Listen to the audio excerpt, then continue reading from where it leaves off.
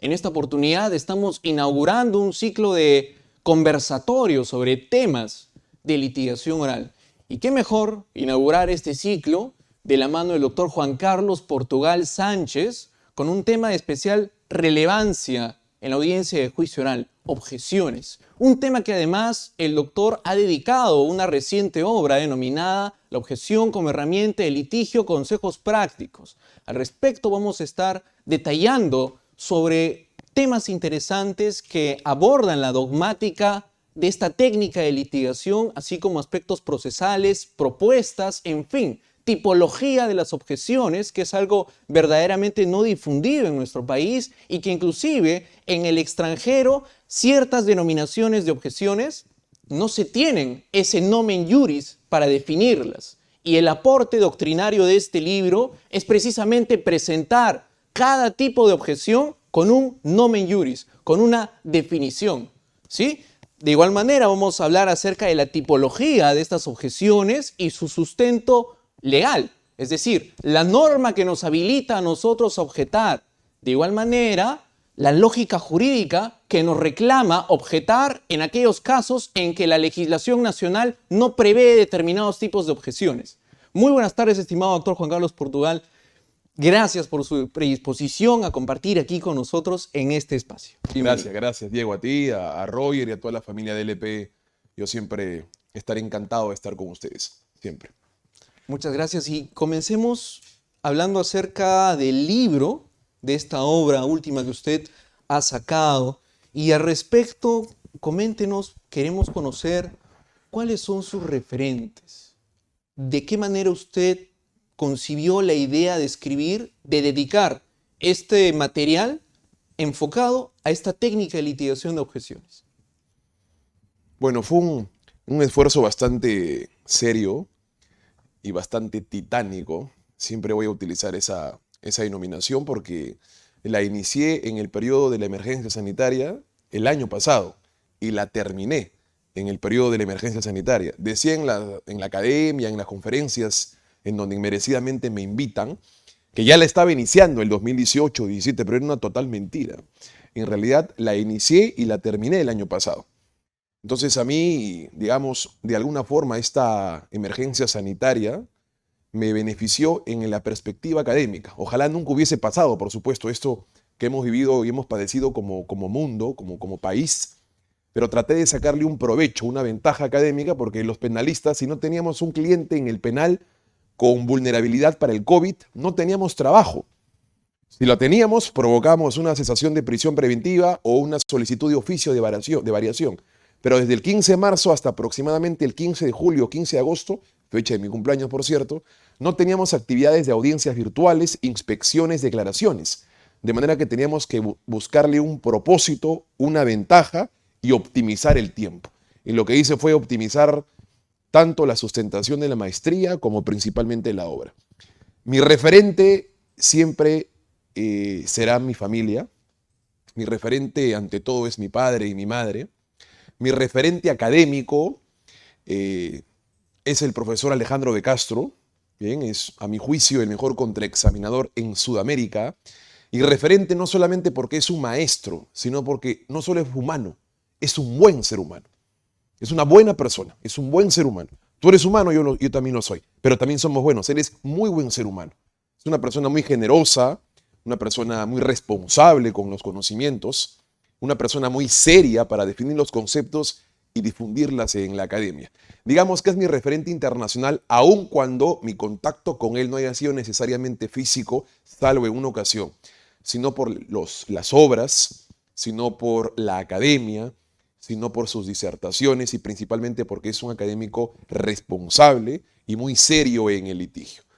A nivel de una referencia nacional te confieso que no lo tengo. O sea, he trabajado con grandes abogados penalistas como el doctor Carlos Rivera Paz, como el doctor Raúl Peña Freire, donde me inicié, con el doctor Eduardo Álvarez Irala. Los considero abogados importantes, brillantes muchos de ellos, todos ellos, pero no los podría titular como referentes. Sigo muchísimo a otros abogados también, por supuesto que sí. Al doctor César Nakazaki Servigón, al doctor Percy García Cabero, los sigo por supuesto, pero no los puedo titular como maestros porque no lo han sido en mi formación, pero sí como protagonistas importantes en mi formación académica que han pulido y han afinado muchos conceptos en mí y han hecho que ame, por supuesto, el litigio.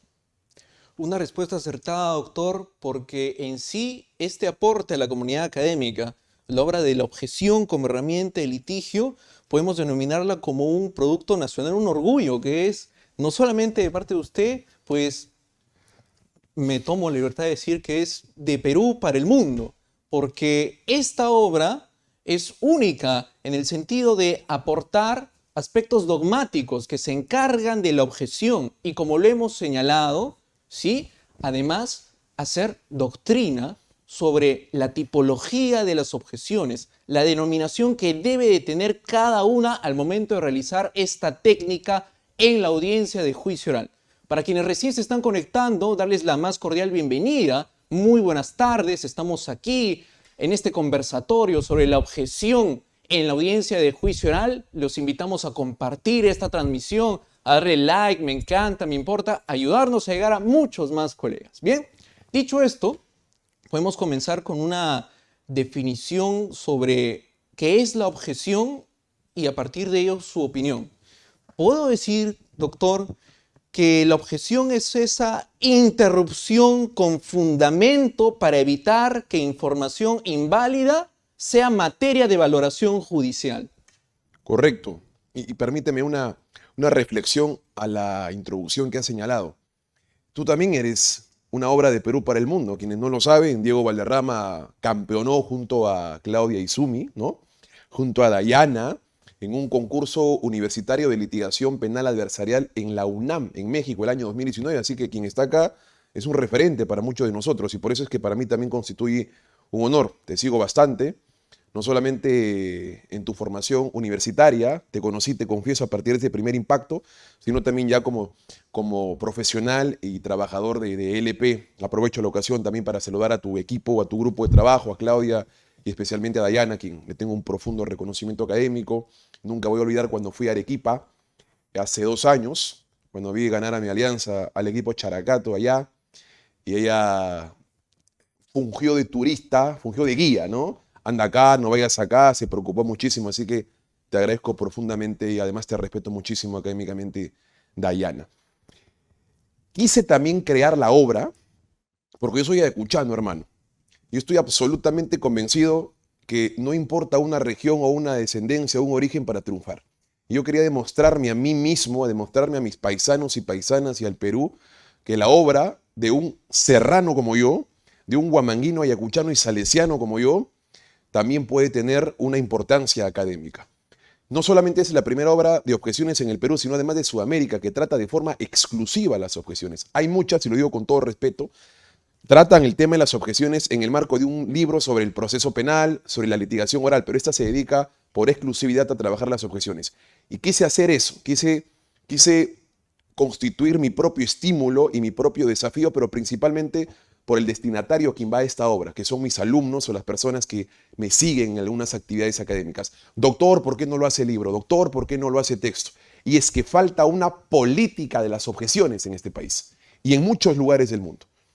Se sabe de contraexamen, nos han enseñado en las escuelas de derecho, algunas escuelas de leyes, porque no todas son de derecho, a interrogar al vecino, ya, al policía que hace un acta o un informe policial. Pero ni a ti ni a mí nos han enseñado a interrogar a peritos.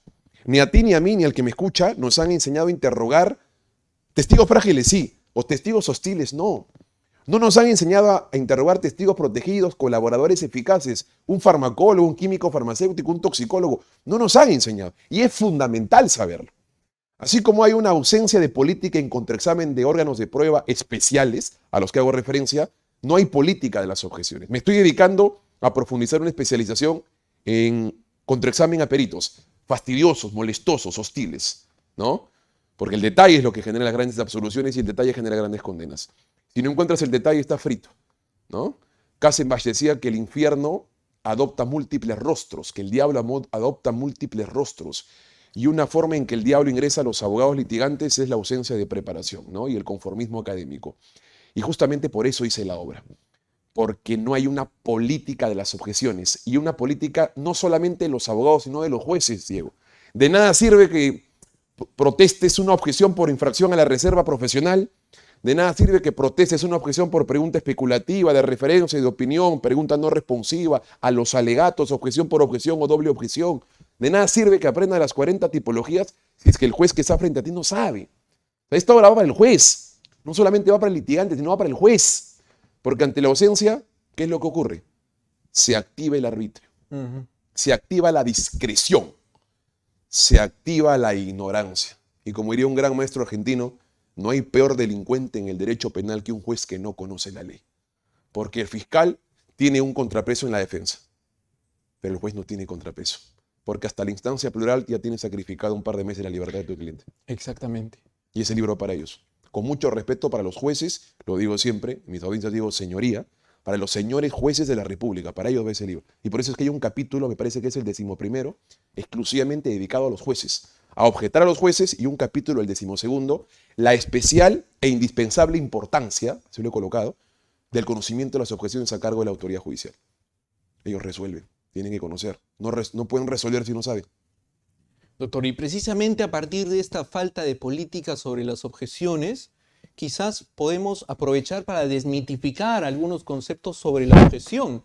En ese sentido, clásicamente se conoce como que la objeción es una interrupción, sí, claro, sí, que únicamente opera sobre la información que vaya a realizarse en el interrogatorio y contrainterrogatorio. Limitar, encasillar esa utilidad a únicamente ese momento del juicio oral.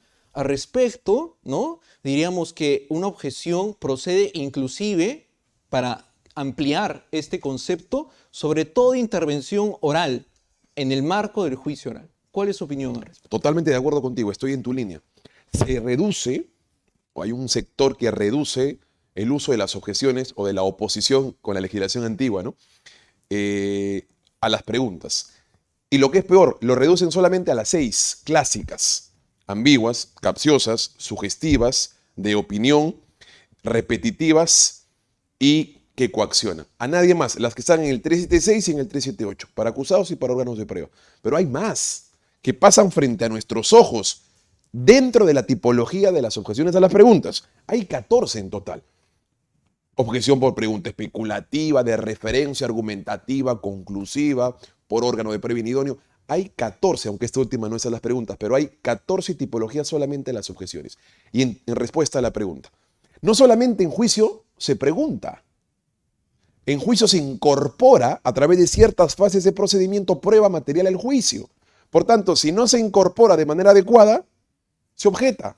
Si se le quiere colocar a la vista del testigo una declaración sin que previamente haya olvidado la respuesta que desea escuchar el oído del interrogador, se objeta. Entonces estamos en otra línea. Objeción por infracción al procedimiento, no a la pregunta, por infracción al procedimiento para refrescar memoria, para impugnar credibilidad, o para incorporar prueba material, o para incorporar prueba documental. Entonces ya estamos aislando y usando el uso de la objeción, activándola, trascendiéndola a otros ámbitos. Los alegatos. Los alegatos no es una estación de preguntas, es una estación de anuncio probatorio, de anuncio del caso. César San Martín, el juez supremo que estuvo en la apertura y en la, digamos, el 24 de enero de este año, lo recuerdo perfectamente porque lo hicimos acá en LP, difundimos la obra y la presentamos la obra a la comunidad jurídica. San Martín disiente en el prólogo respecto a las objeciones a los alegatos. Con justa razón, aunque disienta, soy totalmente malcriado para disentir del maestro, pero no es tan para hacerles amén, sino para disentirlos también. Pero con cierta validez sostiene que los alegatos, apertura y clausura, no constituyen una estación de preguntas y por consecuencia no se debe objetar. El alegato apertura es un anuncio de información y el alegato de clausura es una conclusión de la información. Y al no ser una estación de preguntas, por tanto no se objeta. Él mantiene esa tesis, por ejemplo, aunque está de acuerdo en que hay otro tipo de objeciones no reguladas a las que califico como extraordinarias o atípicas que son perfectamente válidas. Pero yo disiento.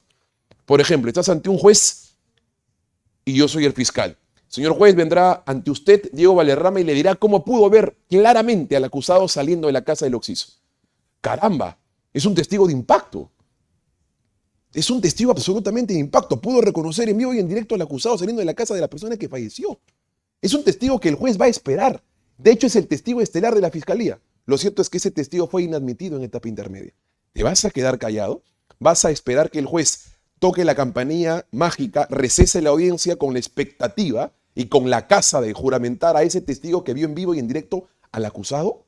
No, señor. Objeción al alegato de apertura. La norma está 371 numeral 2. El fiscal tiene 3 deberes. Anuncia el hecho objeto de imputación, afinado en etapa intermedia. 2. Anuncia el tipo penal vinculado a la imputación. Y 3. Anuncia la prueba ofrecida y admitida. Aquella inadmitida no la puedes ofrecer. Ese testigo está en la imaginación del fiscal.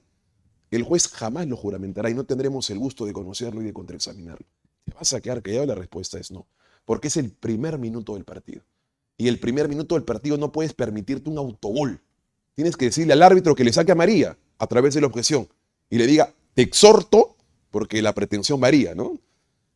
Solicito que reconduzca su alegato de apertura conforme a la prueba admitida en juicio o para juicio. Y le pides al juez que le saque tarjeta amarilla al fiscal por jugar mal, por jugar de forma desleal. En respuesta a tu pregunta, no solo se reduce a las preguntas, se amplía a los alegatos, a la incorporación de prueba material, documental, por infracción al procedimiento, para refrescar memoria, para impugnar credibilidad, a la prueba de oficio, a los propios jueces, al reexamen, al recontraexamen, que es este otro asunto. A veces se utiliza el reexamen como un sustituto de lo que me olvidé, de lo que omití, ¿no? Y lo que no ingresó por la puerta quiere ingresar por la ventana. Tenemos que estar atentos y el mejor mecanismo para evitar eso es la objeción. Doctor, coincido totalmente en ese razonamiento, porque justamente el hecho de uno aprender sobre determinada técnica de litigación, al litigante le permite ejecutar correctamente esa técnica, con todo lo que implica, y me refiero a la formalidad que tiene que tener, al procedimiento que consiste en introducir una determinada prueba material. Así es. De manera que si uno como litigante domina esa estructura, ese procedimiento a seguir, va a poder advertir si la contraparte se está saliendo de las reglas del juego.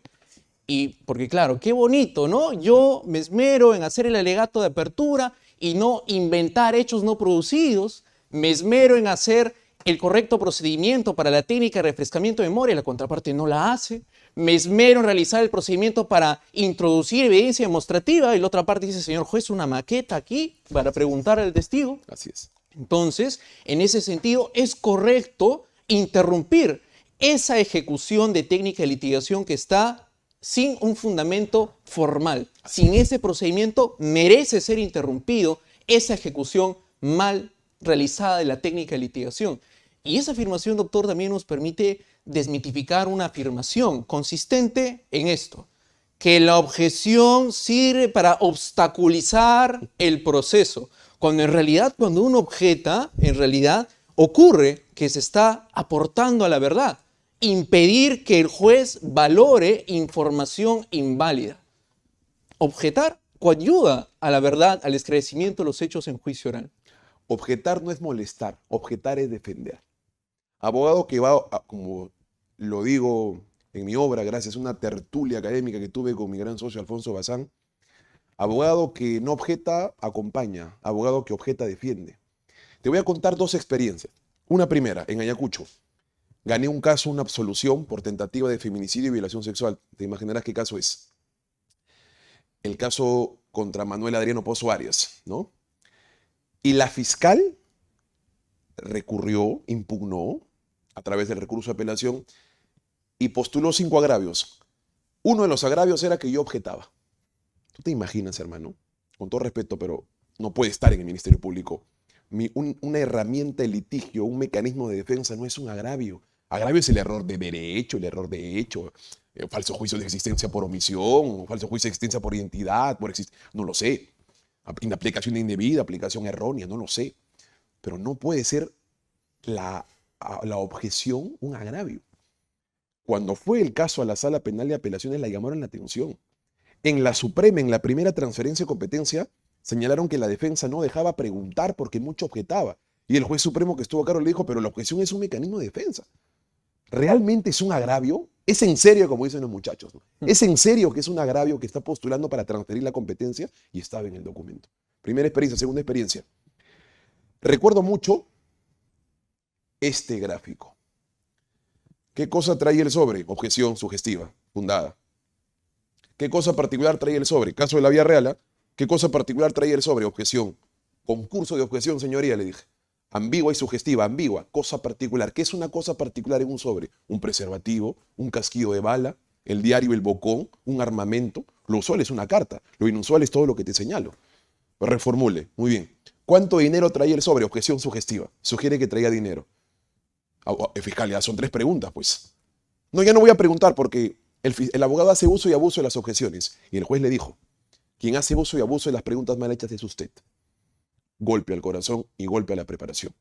No molestamos al objetar, defendemos al objetar. Tercera experiencia.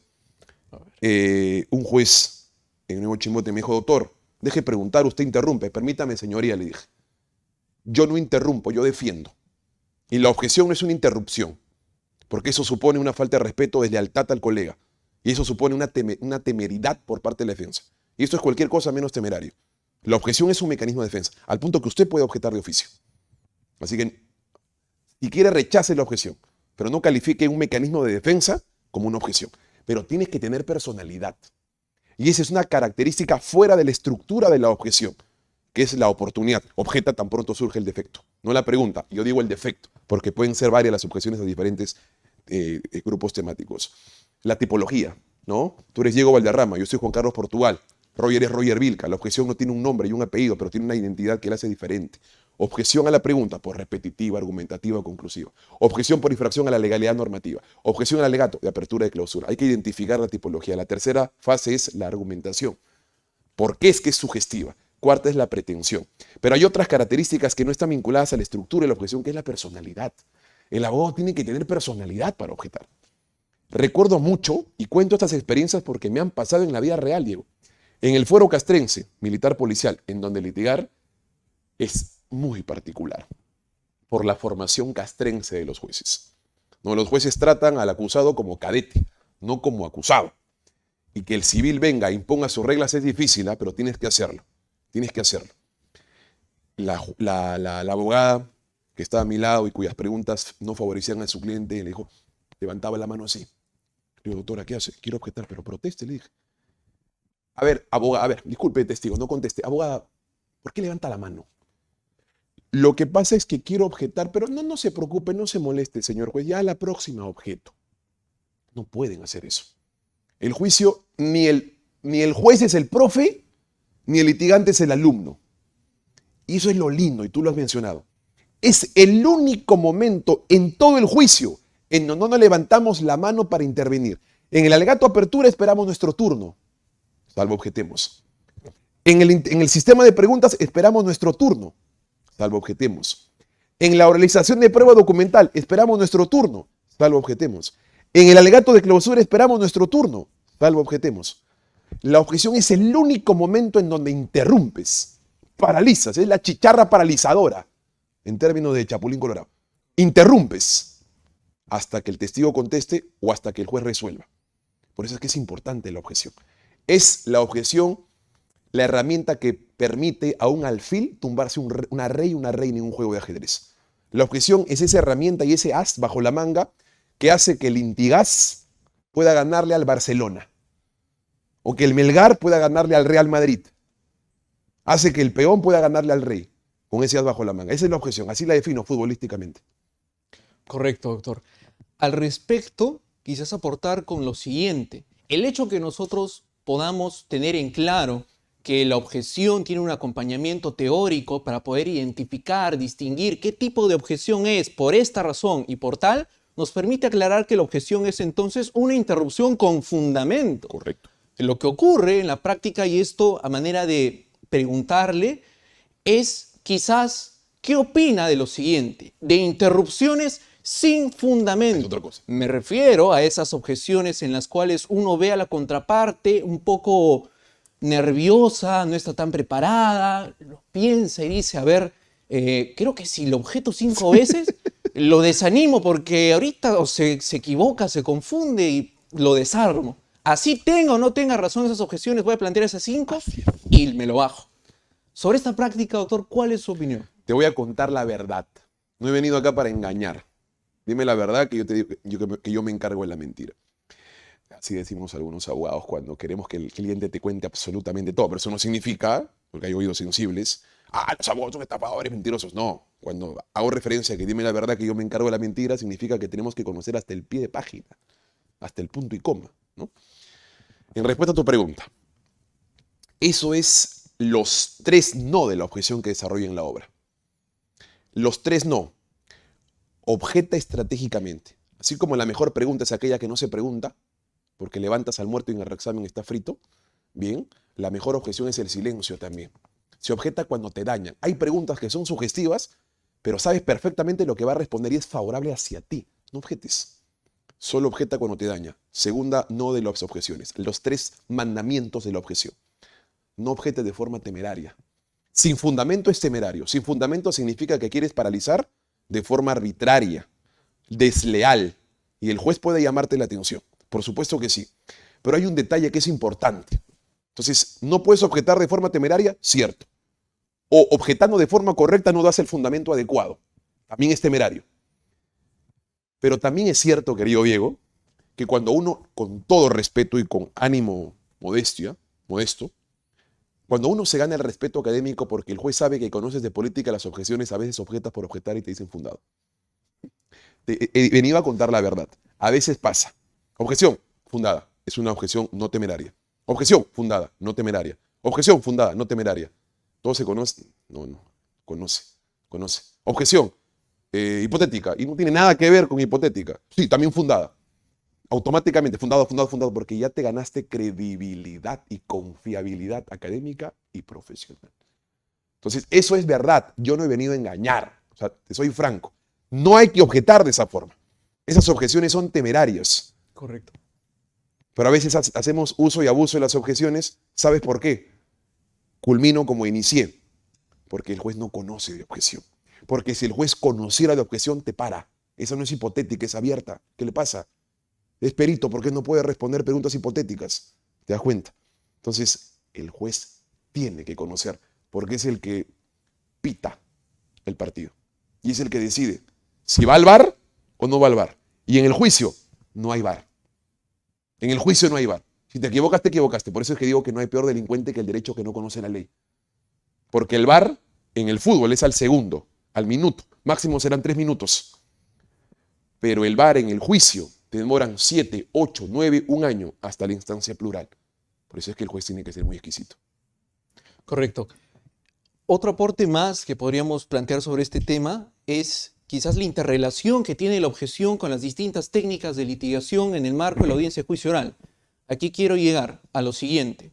Saber cómo objetar de manera indirecta al litigante le ayuda a mejorar cómo interrogar. Porque claro, si uno conoce cuándo procede una objeción, va a poder evitar que a uno lo objeten. Exacto. Y en ese mismo sentido, hay una relación también entre el interrogatorio, contrainterrogatorio y objeciones y el testigo. ¿A qué me refiero? Todos conocemos el hecho de preparar al testigo para el interrogatorio, preparar al testigo para el contrainterrogatorio, pero conocemos sobre preparar al testigo cuando nosotros hagamos una objeción, así como nosotros le realizamos la siguiente pauta al testigo. Cuando usted vaya a ser interrogado, escucha la palabra objeción, me contestas así. O en el caso de que está siendo contrainterrogado, tranquilo, con pausa, te hacen una pregunta de contrainterrogatorio, despacio, no contestes inmediatamente porque a mí me permites realizar una objeción. Esas son pautas para preparar al testigo frente a una objeción. Así es. Y eso es algo que quizás no se conoce tan bien en ese sentido. ¿Qué otros tips puede usted darnos, doctor, respecto a esta preparación del testigo para una objeción? Has dicho lo correcto. Es muy cierto. Tus palabras están bañadas de razón. A ver, nadie te va a objetar si haces buenas preguntas. Nadie. La objeción no solamente es un mecanismo de litigación para evitar una respuesta o un defecto. Hablemos de las diversas tipologías de la objeción. Sino también entrega un mensaje. Hay un mensaje tras bambalinas. No te objeto si preguntas bien. No te objeto si desarrollas correctamente tus alegatos. No te objeto si el procedimiento es adecuado. No te objeto si tú como juez activas prueba de oficio, pero haces preguntas como corresponde. Porque no hay una ley que diga, las preguntas prohibidas, sugestivas, capciosas y todas aquellas prohibidas estarán permitidas cuando el juez pregunte. Eso no es así. Porque no se trata de quién pregunta, sino de la forma en cómo se viste la pregunta. Entonces, es cierto lo que dices. Si uno no objeta, es porque la pregunta está bien formulada. Por consecuencia, la objeción sirve para aquellas preguntas que no están bien hechas, si hablamos de esa tipología, por supuesto. 2, pasa. Si te conocen, te va a objetar, y antes de que te objete, tú dices sí, para que la información ingrese.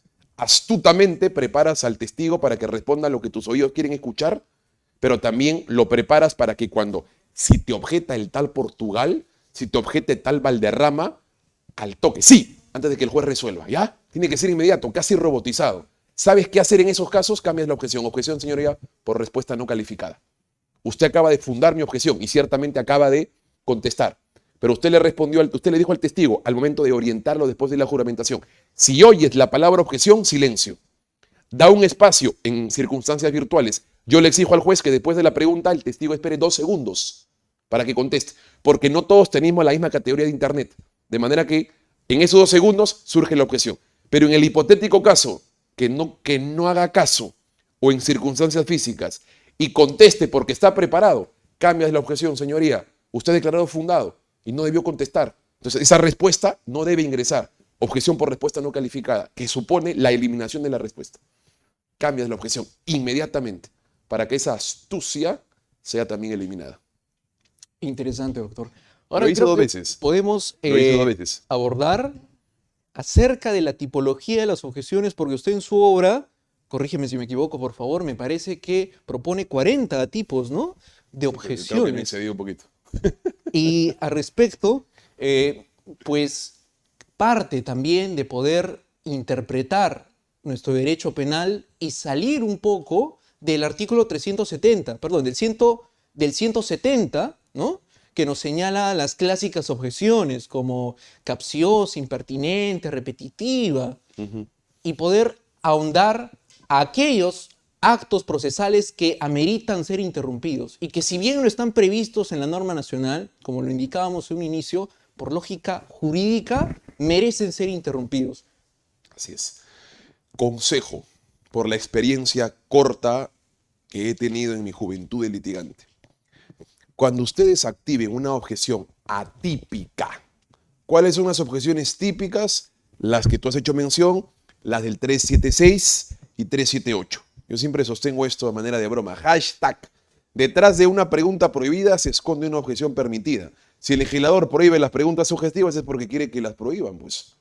Si las prohíbe es porque está esperando que algún mecanismo se active para que la información no salga, ¿no? Entonces yo siempre digo eso. Al menos con las típicas no hay problema. Detrás de una pregunta prohibida, la objeción está regulada detrás de una pregunta prohibida. Detrás de una pregunta prohibida se esconde una objeción permitida. Pero ¿qué pasa en los otros casos? En donde no hay fundamento. ¿Sabes cuál es el mejor fundamento de la objeción? El razonamiento. El fundamento no necesariamente es legal.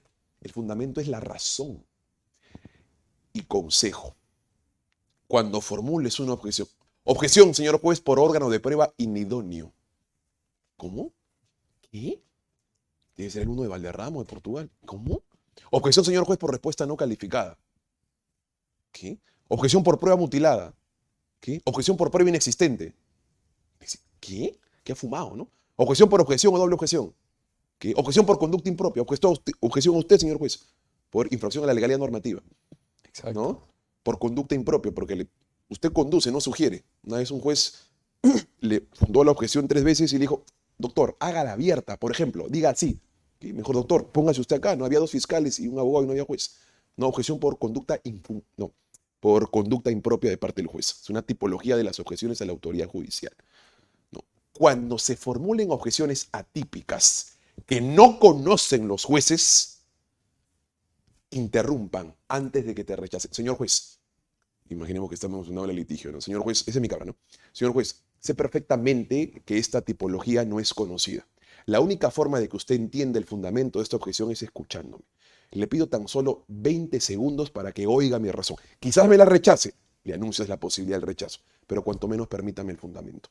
Al juez se le conoce por sus resoluciones, al abogado por sus intervenciones. ¿Sí? Ese sí lo estás invitando a tu casa sin necesidad de darle la llave. Te aseguro que te va a decir que sí. Frente a esa vehemencia, no te va a decir que no. Y te la rechazará quizás, pero te va a permitir. La objeción por pregunta en línea, a la cuarta objeción, ¿no? Tres objeciones de la misma tipología, tres objeciones del mismo bloque temático, la cuarta. Es muy difícil que te la permitan, pero me la han permitido. Fíjate, me la han aceptado. Y por unanimidad, otras me dijeron loco, me dijeron que soy un protestante desmedido, pero me han permitido en algunas de ellas. Entonces, consejo. Cuando protestes objeciones atípicas que el oído del juez nunca ha escuchado, preguntas de referencia, algunos no saben, la argumentativa, conclusiva, por infracción a la reserva profesional, objeción al perito, al reexamen, respuesta no calificada, órgano de prueba inidóneo, prueba mutilada, entre otras objeciones, prueba inexistente, entre otras, bien, activa el razonamiento inmediato. Señor juez, sé perfectamente que esa objeción es las que regula el código o las que quizás usted conoce con todo respeto. El único o la única razón, y desarrollas el argumento, la única razón por la cual usted entenderá el fundamento es otorgándome el uso de la palabra. Permítame tan solo y tú colócale el tiempo. 10 segundos, 15 segundos, 20 segundos y sabrá eventualmente por qué estoy objetando de esa forma. Sí, señoría, ¿me permite el uso de la palabra? No te van a decir que no. No te van a decir que no. Y si es un colegiado y objetas a uno de los jueces, se va a ver involucrado. Yo objeté una vez a una jueza. ¿El juez puede preguntar? Sí. ¿Siempre? No. Por eso es que la norma astutamente dice, excepcionalmente, Exactamente. en situaciones de vacío. Así como el requerimiento acusatorio dice, la acusación será especialmente motivada. No dice motivada, dice especialmente. Hay una dosis de exigencia argumentativa, ¿no? Como diría la profesora argentina Patricia Ziffer, intelectualmente muy bella. Dice, la motivación no solamente es la ordinaria, sino a la inversa. ¿Cuál es la ordinaria o la reversa? Cuando tú y yo le exigimos a un juez motivar una sentencia. Pero ¿cuál es a la inversa? Cuando el juez nos exige a nosotros. ¿Y dónde se presenta eso? Cuando la Corte Suprema rechaza casaciones. Quiere ver cuál es el interés jurisprudencial. ¿Sí o no? Pero eso no rechaza. ¿En qué otro momento? En el requerimiento acusatorio. El juez devuelve la acusación si no está especialmente motivado. ¿Te das cuenta? Entonces, cuando esto ocurre, cierro el paréntesis y regreso a la objeción, cuando esto ocurre, objetas a una jueza o a un juez porque tienen un mínimo margen de interrogación. Tarufo decía con astucia, ¿el juez tiene una facultad de control probatorio? Sí, pero también es productor probatorio. ¿Y de qué forma produce prueba? En nuestra legislación 375 numeral 4, preguntas a los órganos de prueba, y prueba de oficio 385 numeral 2. Es productor probatorio. Pero el productor probatorio tiene que tener un margen de discreción mínimo que el legislador debe ponerlo como coto. Y el legislador, en nuestra legislación, utilizó la palabra excepcional. Así es. Entonces, cuando eso pasó, señoría, doctor, ¿está objetando a mí? Sí, a usted, señoría, con todo respeto. Sí, yo sé que me tiene respeto, pero a mí, sí, bueno, rechazado, testigo contesta. Señorías, señores jueces, solicito que la decisión de permitirme hablar o no sea de forma colegiada y no a título solamente de la señora jueza. Y los hice pensar, a los tres. Y por 2-1 me permitieron hablar. Muy bien, ya le contestó, lo que no significa que le dé la razón. Ya le he dicho que los jueces no podemos ser objetados. Señores jueces, planteo otra cuestión previa antes de que el testigo responda. Por favor, solicito que la resolución o la decisión respecto a si aceptan o no la objeción sea a título colegiado. Cuando es un juez unipersonal es más difícil. Pero ¿sabes por qué es importante protestar? Uno, con todo respeto, porque los jueces están más acostumbrados a dirigir y a conducir que a litigar, por obvias razones. Y no falto de respeto, sino sincero. Decir la verdad no es mentir, como diría mi abuelo, arequipeño, por cierto, de Yumina. Y dos, porque hay ya un derrotero de decisiones, que LP una de ellas la ha colgado. Sala anula condena porque juez no permitió objetar. Bajo ese título le colocaron. ¿Y por qué es importante esto? Porque si el juez incorpora información fuera del marco de la excepción de vacío que prevé el 375 numeral 4, deja de ser supra y se convierte en parte. Ya tiene su propia teoría del caso.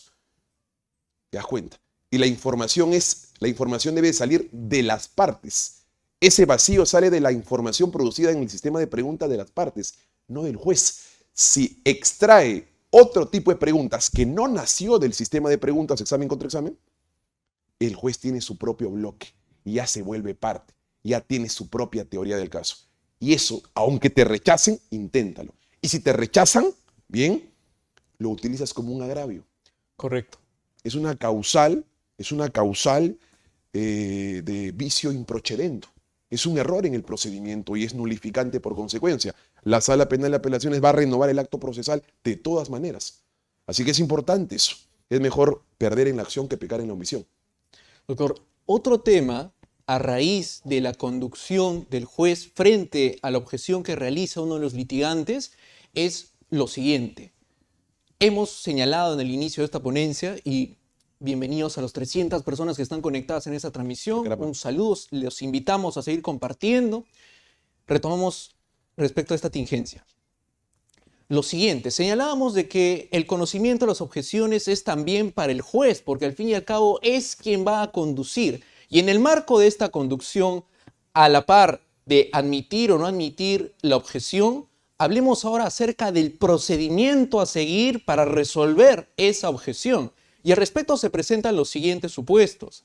Que el juez a veces resuelve inaudita en parte. ¿A qué me estoy refiriendo? Objeción, señala el litigante.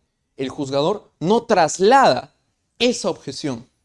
No le da oportunidad a la persona que ha realizado la pregunta a sustentar que su pregunta no es objetable. O, en otro sentido, que no merece ser objetada. Sin embargo, el juez es quien resuelve y luego de objeción señala, sí, tiene razón, es una pregunta capciosa, reformule. Y la parte que realizó esa pregunta no le permite a él defender, sustentar que no debió ser objetada esa pregunta. En ese sentido, es posible quizás, como parte de esa política de objeciones, proponer una estructura de procedimiento a seguir para resolver una objeción. Que el litigante advierte una pregunta prohibida, señala objeción. En ese momento quizás señalar la tipología o después, pero que el juzgador pueda correrle traslado a esa otra persona, a la contraparte, para que sustente que su pregunta no es objetable y en base a eso resolver. Y como el juez no es un robot y es humano, ¿no? De repente fallará en esa resolución, corresponderá la reposición. Correcto. ¿Cuál sería su comentario respecto a esta propuesta? Lo manejas muy bien. Ahora entiendo por qué nos prestigiaste tanto el 2019 ganando el concurso. Lo has hecho, lo has desarrollado de manera muy fina. A ver,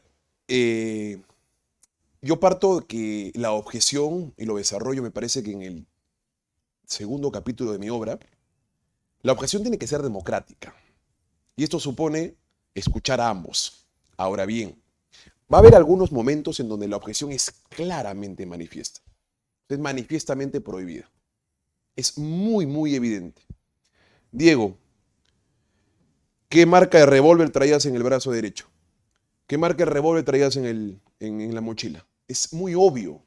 Entonces, en esos escenarios, a mí me parece que es correcto cuando es obvio, bien, y lo obvio supone un conocimiento cuanto menos mínimo de que es una pregunta sugestiva, de que el juez tan solo pueda oír al objetante, o incluso de oficio poder objetar. Lo recomendable, aun cuando se trate de objeciones obvias, por preguntas prohibidas obvias, lo recomendable es que cuando uno objete, el juez, aunque insisto, la palabra, sea obvia la respuesta, señor fiscal, ¿qué tiene que decir respecto a la objeción? Para que defienda su pregunta. Sobre todo en las preguntas sugestivas que son permitidas, Diego. Yo, por ejemplo, no objeto por objetar. Mis objeciones son estratégicas. Las de transición las aplaudo. Las temáticas las aplaudo. Las sugestivas de mínima relevancia las aplaudo. Porque optimizan el debate, le otorgan calidad de información. ¿De acuerdo? Pero esa de sugestiva por negación no las aplaudo porque termina siendo perjudicial y perniciosa eso. Entonces, lo recomendable es que el juez, para curarse de algún reproche, le permita a quien ha sido objetado que defienda su respuesta y resuelva. Que los jueces resuelvan ante objeciones obvias no está mal. pero evidentemente supone un conocimiento en el juez. Y hay otros jueces que son ultramente más democráticos, ¿no? Aquellos que están debutando. Yo conozco un juez en Lima Centro que, digamos, oyó hasta en 3 ocasiones objeción, Ya. fiscalía, muy bien, réplica, defensa, dúplica, segunda dúplica. ¿Sabes por qué? Porque no conoce y necesita nutrirse en información. Mientras escucha, va analizando qué decir. Entonces, termina construyendo la afirmación más exacta a partir del ping-pong. Dúplica, réplica, dúplica, dúplica, dúplica, réplica. Porque recién está conociendo y no está mal. Es mejor oír un poco más, bien, a ser necio. Así que no está mal cuando son extremadamente democráticos. Lo recomendable es una oportunidad para cada uno. Que resuelvan sin oír frente a objeciones manifiestamente válidas y preguntas prohibidas, tampoco está mal. Pero el común denominador en todos, ¿cuál es? El conocimiento del juez. Si el juez no conoce la ley, en palabras del maestro argentino, es el máximo delincuente en el derecho penal. Exacto, doctor. Y ya para finalizar, porque me doy cuenta que hemos llegado quizás al término de la hora, tenemos ambos compromisos, finalizar quizás con esas referencias que a usted lo motivaron. Ya usted nos habló respecto a las personas. Ahora queremos hablar sobre el tema de películas, series, que es muy interesante también rescatar esa visión jurídica, esa óptica que a nosotros nos permite alimentar nuestro espíritu de litigante. Claro, mira, el derecho se aprende en diversas perspectivas. En la docencia, en la cátedra, en LP. Ustedes forman parte de la academia, ¿no? Al capacitar este tipo de entrevistas, te aseguro que le ha rendido tributo a mucho estudiante que recién va a llevar litigación o que, habiendo llevado, no ha trabajado objeciones. Entonces, como quiera que el derecho adopta múltiples expectativas y formas de aprender, decidí en la obra no solamente contar a través de el título de terceros nombres y terceros apellidos. Muchos de los ejemplos que hay en mi obra son más o menos 3 ejemplos por cada pregunta objetada, es decir, 40 por 3, 120, aproximadamente 120 a 130 objeciones como ejemplos prácticos en la obra. Bien. Decidí no solamente contar mi experiencia cambiándome de nombre, sino que ahí vamos a encontrar experiencia de otros colegas que permanentemente transitan en LP y que han sido víctimas de un juez que no conoce de objeción en la obra. Hay jueces que se van a ver reflejados a sí mismos. Bien, aquellos jueces que conocen y resuelven sin escuchar al otro, aquellos jueces mucho más democráticos que permiten la dúplica y la réplica de forma permanente. Pero también decidí incorporar, a manera de buscar un impacto y seducir al lector, películas en YouTube y series judiciales en Netflix. Y en esa línea de seducción del autor al lector es que decidí incorporar algunas obras que me parece que son importantes y decidí colocar algunas películas también. El juicio contra O.J. Simpson es espectacularmente brillante. Tiempo de matar es alucinante, principalmente en el alegato de clausura. El exorcismo de Emily Rose es recomendable al 100% en el tratamiento probatorio del acusado y la forma de interrogar al padre Moore, al acusado. Bien. Crimen perfecto está en la obra. El juicio de O.J. Simpson está en la obra. El proceso está en la obra también. Bien. El abogado del mal está en la obra. El abogado del diablo está en la obra.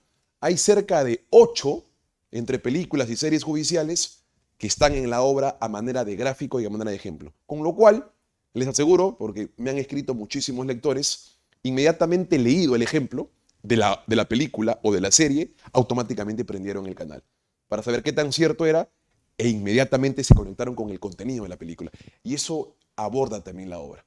Contenido jurídico no solamente en la literatura nacional, de mi experiencia propia o impropia, sino la experiencia mundial a través de los sistemas diversos de regímenes de litigación en el mundo mediante el uso de películas y técnicas de litigación aplicadas a las series judiciales. Seduce y me parece que es un mecanismo importante para articular la experiencia en una perspectiva mucho más ancha. Definitivamente. Excelente aporte, doctor.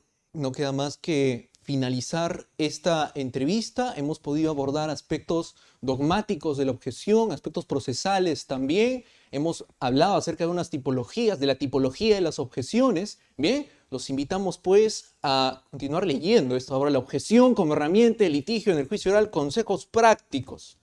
Si nos permite, unas últimas palabras para poder finalizar esta transmisión. A ver. Muchísimas gracias a Roger, muchísimas gracias a ti, Diego. Te tengo mucho cariño y respeto académico. Es más fácil conversar contigo porque conoces y eres muy, muy juicioso. Entonces eso facilita todo diálogo. Y también a ustedes quienes nos han acompañado. Y quiero aprovechar esta actividad para anunciar que he sido contratado por LP. Así es. Soy el flamante arquero de LP. Acá está. He sido contratado. Voy a ser el uno. Ni el aire pasa por mi arco, hermano. Ay, ay. ¿No? Ni el aire va a pasar por mi arco. La pelota va a ser la objeción. La interrumpo cada vez que quiere entrar. Esto es. ¿De acuerdo? Lo que sí estoy preocupado es que Oscar Paso va a ser mi defensa. Tengo que afinar un par de conceptos con él. Y Benji, ya no vamos a tener gol. En LP vamos a empatar o perder. No, perder no porque yo estoy en el arco. Pero no vamos a meter ningún gol. Así que vamos a ver cómo distribuimos y estructuramos esa delantera y cómo afinamos la defensa. Pero en cuanto al arco, que no Tenemos tengan seguro ningún el arco, problema, entonces. que el Oliver Kahn se encuentre en LP. Excelente, excelente. Con este fichaje, estimados colegas, nos despedimos. Esta ha sido la inauguración, de un ciclo de conversatorios sobre temas de litigación oral en este espacio Taller de Litigación Oral de LP. Nos vemos la siguiente semana para otro tema y muchas gracias, doctor. Muy agradecido. Gracias, Diego. Me divertí muchísimo, te agradezco mucho. Gracias.